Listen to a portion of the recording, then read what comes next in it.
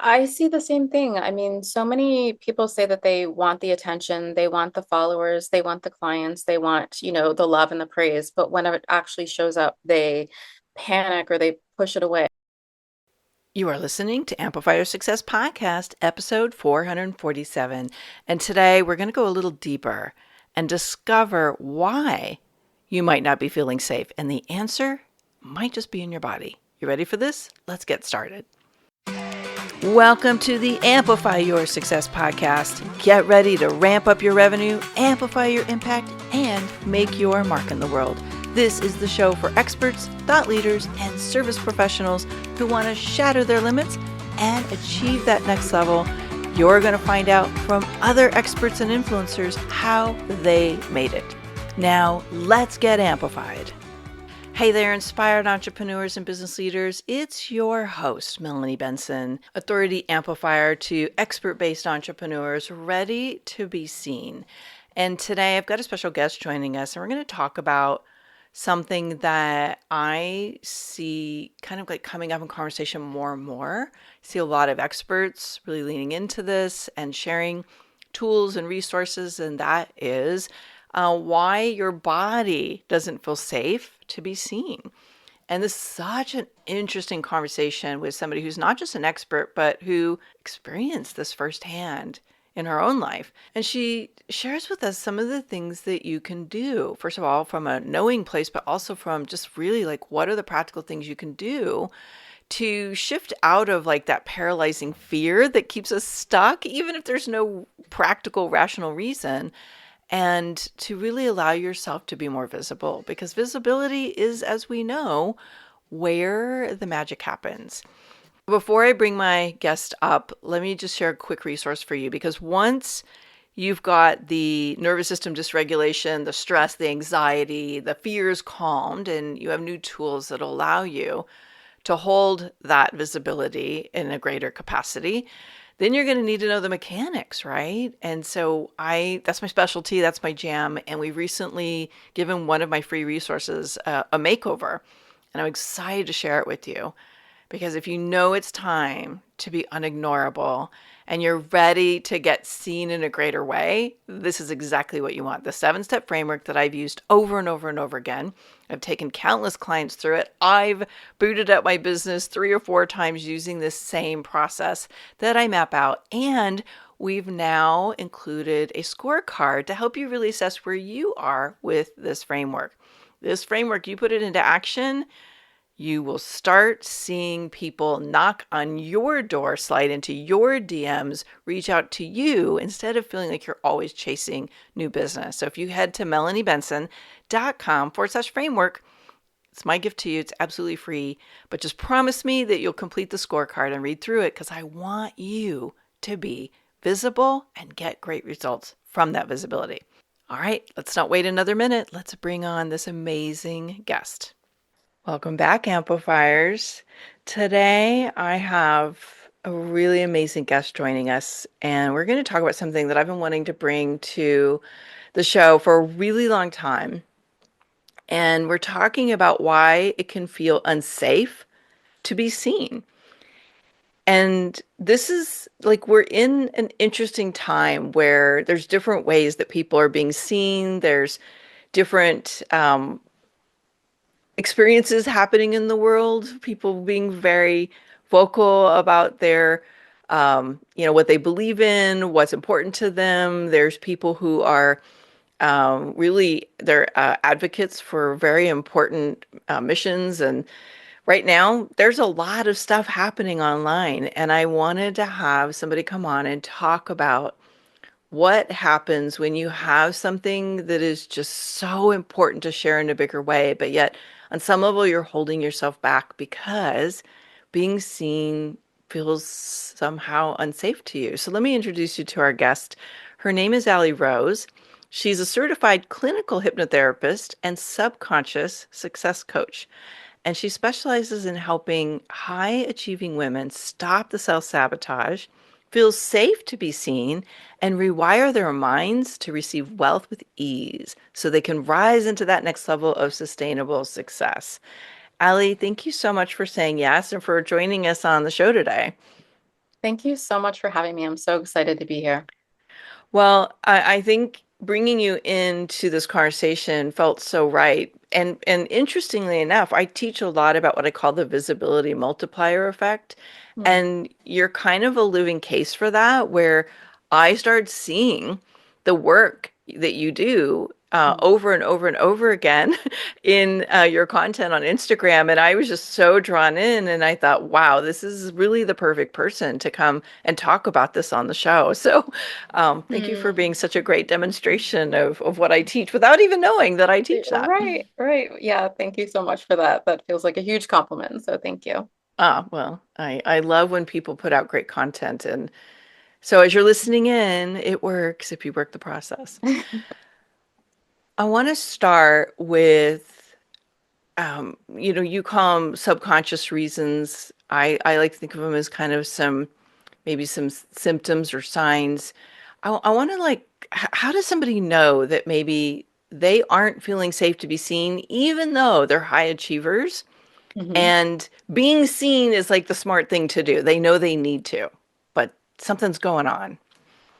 Yeah, so one of the ways, or some of the ways that someone can tell that they maybe have an issue with being seen is that they will fall into patterns where they pull back just as they're about to do something. Like, we all, if we're in the online space, we get excited about certain projects or things that we're doing, and you have all of the strategy in place and you're getting ready and you're pumped up. And then all of a sudden, at the last minute, you decide that you need to completely overhaul the entire thing for some reason, or you go into procrastination or perfectionism, just these things where I always say you get almost there. You're like almost putting yourself out there. Or the other thing is if you put it out there and then you ghost, you feel so dysregulated in your system because once you've put it out there, it just feels so jarring to your system that you like want to go and hide. Those are some ways that I would say that someone can tell that like they're having some visibility issues.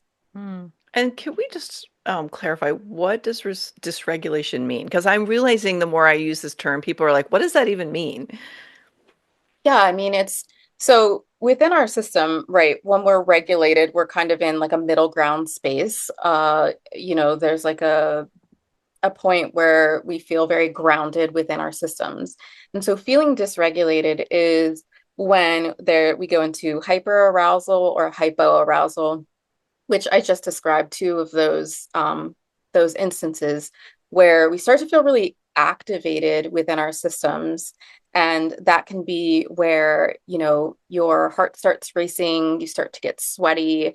Um, you start to feel, I always say it's like you're buzzing within your system. Mm.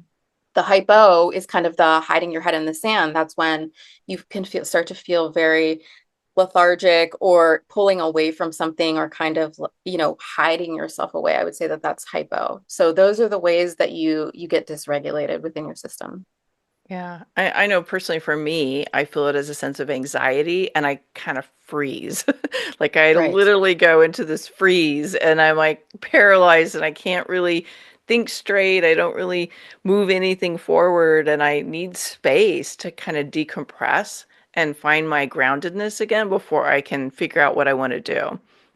Yeah, absolutely. That's totally it. And it's also it can be like like it's flight, fight, freeze, fawn. I believe we've all heard those things. I guess I shouldn't assume that because I'm a Let's therapist. unpack So them. Yeah, just in case somebody hasn't heard those, because fawn was a new one for me. yeah, so flight, that's pretty, straightforward. That's when you want to run away, right? Fight is typically, you're probably not going to see this around visibility where you kind of, you want to attack or something like that. But fawn is really where you fall into people pleasing. Fawn is where I would say that this shows up online in it's constantly thinking about how you're going to be perceived by other people, so therefore you never actually put out the message that you want to put out because you're so worried about what other people are going to think of you. And then freeze is exactly what you just said. You feel like I'm stuck. I can't, it feels like you can't move forward. And I've had people tell me they really feel like they can't move forward. Yeah, and it feels very real. What is Absolutely. what is the connection that you're seeing between somebody who's like, I know I need to be more visible, and then there's this nervous system dysregulation, and it is causing them to freeze or maybe do that self-sabotage thing when it's time to step up and be seen more. Yeah, I mean, so are you asking like what do I do Yeah, with what do that you, or well, let's talk about why specifically visibility triggers nervous system dysregulation for people. right. So visibility can feel like a threat if your nervous system has linked it to danger in any way. And typically those links are made whenever you're in childhood. So at some point during your childhood, being seen felt unsafe in some way. And that can show up in a lot of different ways. It can show up as if your parents saw you that you got in trouble or you had to suffer some sort of physical abuse because of being seen. I've had clients who it's even just having a public speaking moment as a child that didn't go well for them being seen. I've had people who they were different than other people. Maybe they were a different religion, they were a different race, something like that. And so being seen felt unsafe to them as a child. And so therefore, when you want to start a business and you want to be seen, all of that old stuff, it lives within your body. And all of that old stuff comes rushing to the surface because your brain can't actually tell the difference between when that was happening as a child and when you're putting yourself out there in the online space. Hmm. Yeah, that's so true. And you mentioned that a lot of this gets embedded in childhood. Let's talk about maybe some ways that it gets embedded in adulthood.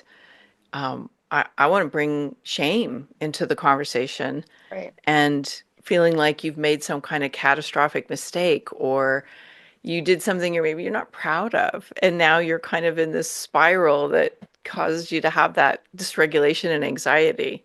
I may or may not be speaking from my own personal experience right now. Right, right. Yeah. Yeah, absolutely. So shame is really, often guilt and shame go together. And so guilt is I've done something wrong, and shame is I am wrong in some way. There's something wrong with me Mm. internally. So shame is a very internal, guilt is often it's related to being external.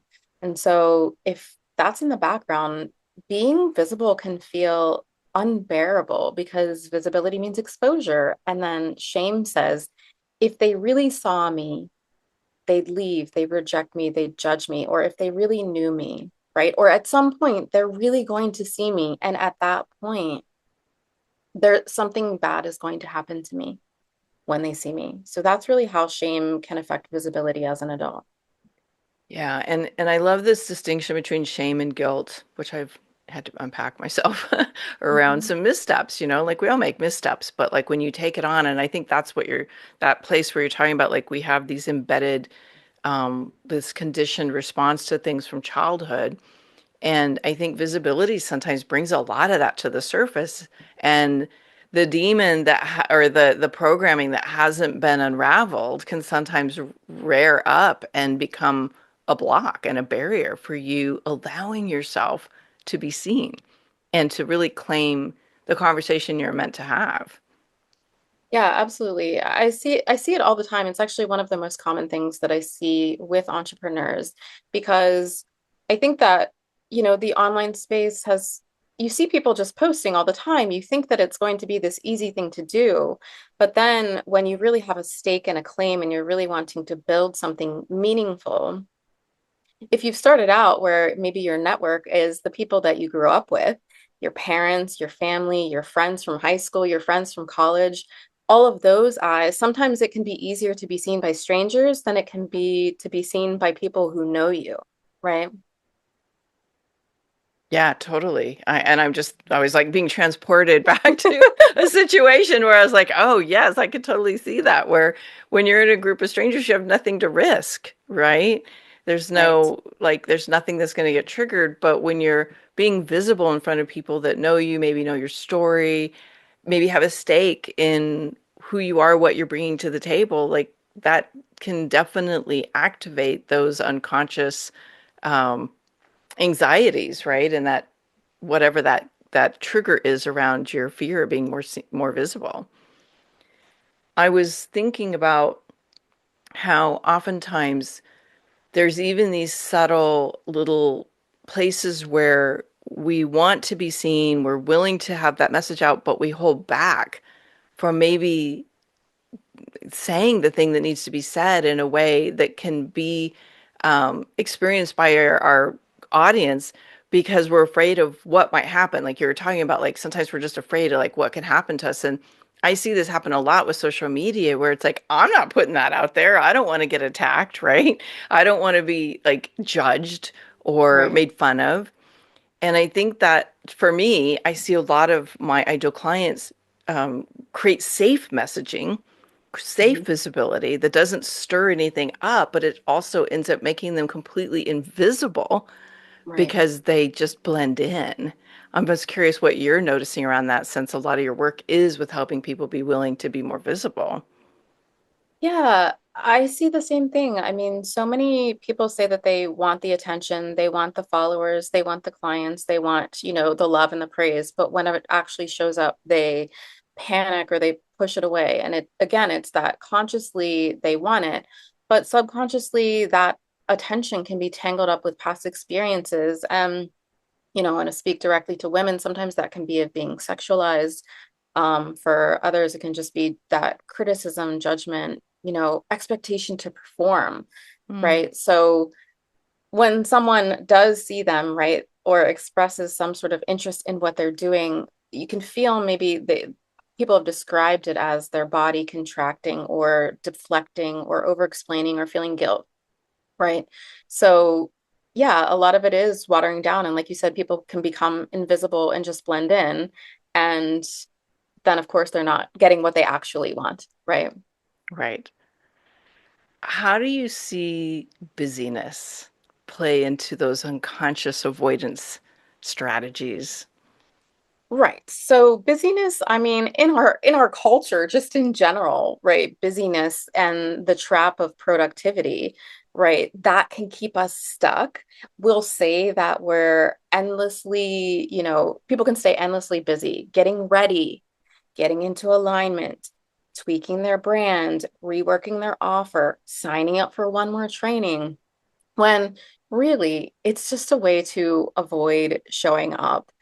So I think that we can hide behind busyness and we can hide behind productivity and aligning and tweaking and perfecting as a way to avoid ever really putting ourselves out there. Hmm. I had somebody in my network one time talk about like these invisible contracts that she had, like these invisible um, agreements that were keeping her invisible. Like she Mm. had these like beliefs that if she was allowing herself to be more visible, she was going to hurt people that she cared about. And it's like it just shows up in so many interesting little ways. Are there any other unconscious strategies or avoidance techniques you notice, especially women maybe using to stay safe around their visibility and not activate that nervous system issue? Oh, I'm trying to think. I mean, I think that really there's busyness. I think that sometimes there can be like a downplaying of the actual desire. I think that as women, it can be hard to claim that you really want something. And so I think a way to avoid that is to downplay the actual desire that you have, or like, oh, I don't care if it's successful, but really deep down you do care if you're successful in this, but you've been taught to not want things or not to be direct about what you want. And so I see that in women a lot as well. I love that you brought that up. Yeah. That's a sneaky one, right? And it's like we create this narrative like, it's okay, but really it's not. And it's like there's so many layers to that one. We could probably do a whole episode on that one because that's a real safety container there. I mean, and I'm just again like I love when I get the opportunity to share kind of stuff that happens in my life to bring to the point forward, like we're not immune to this. And I over time have had this interesting pattern where I will put everything into a launch, Mhm. all this visibility, all of this effort, and then the end, and I'm like, oh, it's not coming together the way I hope, or we're not meeting our goal. And I just kind of melt. I just kind Right. of pull back and I'm like, whatever, it's fine. But it's not fine. It's like I really wanted more from it, or I saw its potential being greater. And it's almost, is that like a self-protection thing we do? Oh yeah, absolutely. Because the brain, the mind, the entire job of our mind is to keep us safe and to keep us alive. And so absolutely more often than not, visibility things come from self-protection as a way of like getting away from danger. And that's what visibility can be seen as danger, Mm. right?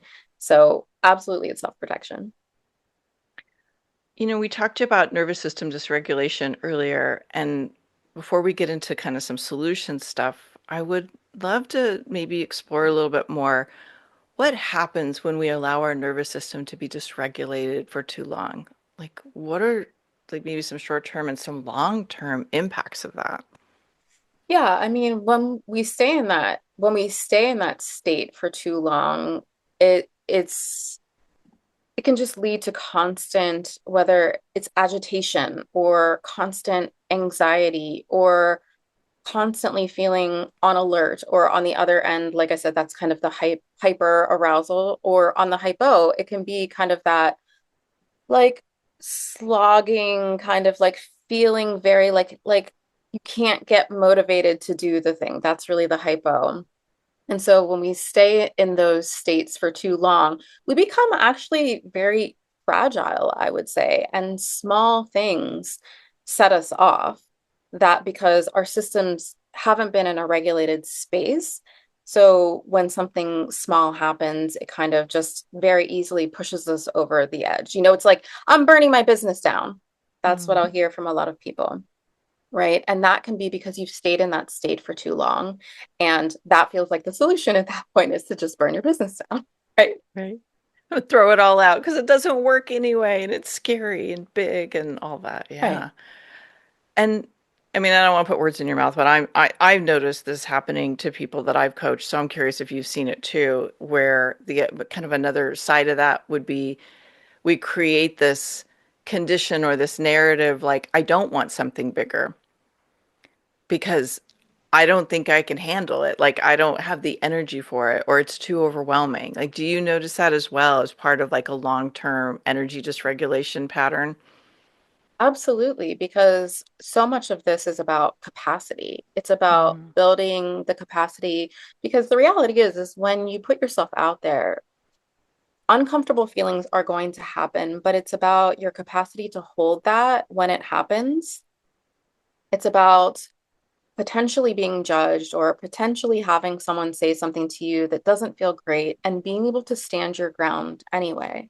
So much of the work that I do with my clients is about how do we build the capacity to hold something really big? Because if you're going to do something really big, there are going to be people who don't like what you're doing or who have an opinion about something that you're doing.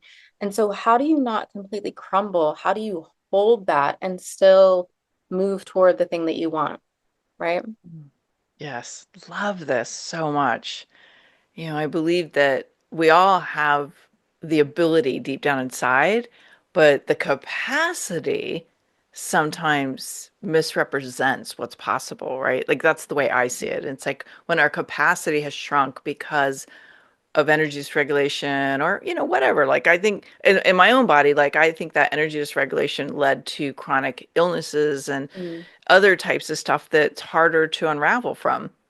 And so, you know, it's very real when you're in it, but it doesn't necessarily have to be something that stays that way if you recognize that the core of it is that energy dysregulation. That's what I'm really hoping people experience from today is to recognize there is a solution to it. And I love what you do that Mm. helps people start to unravel that energy dysregulation, or especially around visibility. And so where would someone start? Like, how can we begin to rewire maybe the beliefs about being seen that are making us feel unsafe? Yeah, I mean, first I just want to say that I think that part of it is that we have to lean into the discomfort because and expand our window of tolerance for that discomfort. Again, I'm maybe using some clinical language here, but we all have kind of windows that feel safe for us, and maybe they start out and they're really small.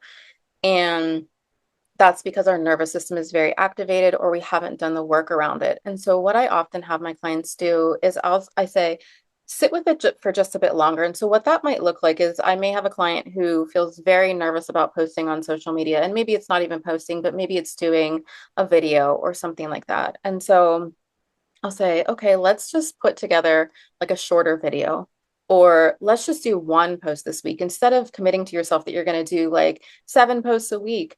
It's about how can you take the small step and sit with the discomfort that comes up from taking that small step and showing your nervous system that it's okay. Like I can feel uncomfortable, but I can also handle it. Okay, the next week we put out 2 posts because you've shown yourself that you can handle what it feels like to sit with the discomfort of putting 1 post out there. So we put out 2 and we kind of baby step it up like that. So I think that really leaning into the discomfort, but not leaning into it where you're throwing yourself into the deep end, because that can be very dysregulating, but you're doing it in a way that feels very manageable for your nervous system. Oh, I love that. So I get my brain sees that as like you're kind of creating these micro capacity shifts, like you're allowing yourself to kind of move slightly into the thing that triggers that anxiety and just be with it a little bit. Is that the way you're saying it? Absolutely, because we have to recognize, and this is again, this is what I do in my work, that there's a part of you that created this fear in order to protect you. And so, as you said, we have to be with it because what that part of you needs is it needs to not feel abandoned in that moment. It needs to feel like you're there with it and that like it's safe, right? Like you're giving it a sense of safety. And when you can really shift the relationship that you have with that part of you that has created this fear, that's really when things can shift in such big ways. Hmm. So, we hear a lot in the world, take that big bold leap, just jump, and like let the bridge build as you go. And what you're basically saying is sometimes we have to do the opposite. We have to take those tiny steps that move us slowly towards being, a greater capacity or seen in a bigger way. So just know as you're listening in, there are more than one way to get to, shifting and transforming these patterns that may be holding you back. I'm so glad you brought that up. I would even venture to say that there are people who take big bold leaps. I would say that they've probably been taking smaller steps along the way to get to that big bold leap, but they don't talk about, and the smaller steps maybe weren't as visible as what the big bold leap was. And so people really see the leap. That's what everyone's talking about. That's because that's a lot sexier to talk about like the big bold leap than it is to talk about those small steps that people have taken along the way. But I've listened to enough podcasts, I've heard enough interviews with really successful people who it was these micro moments that allowed them then to take the big bold leap because maybe they had built enough trust within themselves in order to do that. Mm. Ooh, that's so good. I love that you brought that in because, yeah, like sometimes there's a lot of little steps and then the big leap. And yeah, most people don't kind of give you all the little tiny nitty gritty details of how they got there because that's the long story that takes forever to tell. Right. You you have so many different ways that you support people. And as somebody's listening in and they're really resonating with this idea, yeah, maybe I have some nervous system dysregulation that's actually working against me in my visibility strategy. You have a resource that they could start to create more safety in that visibility. Right. Yeah. So my safe place hypnosis track will help them just create an internal. What I love about it is it's all about creating that internal space of safety. And I always tell people that once you've created that space of safety within yourself, it's somewhere that you can tap back into whenever you are feeling dysregulated. I have done it so many times in my life where there have been things that were going on externally for me, but I get this visual because I have that safe place so firmly rooted in my mind that I do feel like I can almost just like really tap into it, and it brings my system down almost immediately. So I would love for people to check out the Safe Place Hypnosis audio track. And you've made it a gift. We'll link that up in the show notes for you wherever you're listening to it. It's a long URL, otherwise we'd say it, so it's Sure. easy for Yeah. you to find. But we'll link that up in the show notes, or you can just reach out via DM wherever you're listening to this if you can't find it easily. But yeah, this is a beautiful gift for our audience, and I highly recommend if you have anxiety, if you have convinced yourself that you shouldn't be doing podcast guesting, or I don't know what to say, and maybe all this is just a fancy way of keeping yourself safe. This is a really, really good place to start. So, Allie, thank you for sharing that and gifting that to the community. Absolutely. And by the way, on the page, if you go there, it is free. So just know that you're putting in all your contact information to access it, but it is a complete gift, and I highly recommend that you go download it. So, Allie, I always like to kind of get to know our community a little bit better. And I mean, I'm really curious a little bit more like how you came to do this work in the world.